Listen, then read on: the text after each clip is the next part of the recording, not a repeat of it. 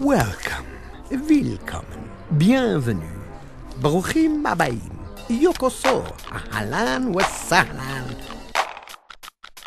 אני ומקס מצא, אכלו ותתאמו אותי, יותר לא תשכחו, מי שסבל בעבר יפנה פניו למחר. ברוכים הבאים למוזיאון הילדים, בואו אספר לכם איך עשו אותי. קמח מים זה הכל, דק קשיח ועגול, קצת אפל אבל בכל זאת איכותי. בן יחיד בהתחלה, אך משפחתי גדלה, חברים ומכרים לנו לרוב. אחים ואחיות, בכפרים ובקריות, בחול וגם אצלנו ברחוב.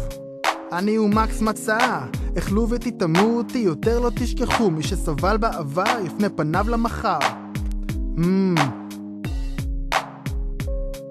בביתנו הכשר, לכולנו מתאפשר להיות עצמנו ולחיות חיים פתוחים. יש בינינו הבדלים, בצורות ובגדלים, לקלוריות מתוקים ומלוכים. אך לכולנו משימה חשובה ומרשימה, כי בפסח כשלא עשים מצה, אנו מזכירים לכם את סבלות אבותיכם, ששכחתם לגמרי או למחצה. אני ומקס מצא, אכלו ותתאמו אותי, יותר לא תשכחו, מי שסבל בעבר יפנה פניו למחר.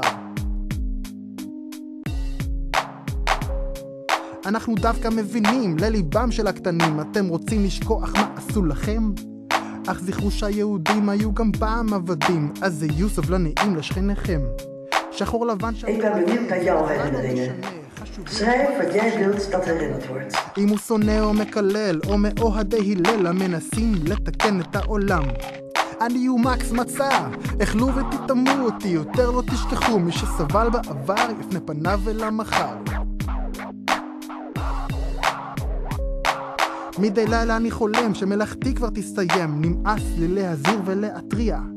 לחם פיתה או מצה, מתוקה או חמוצה, לכולנו החופש פה מגיע.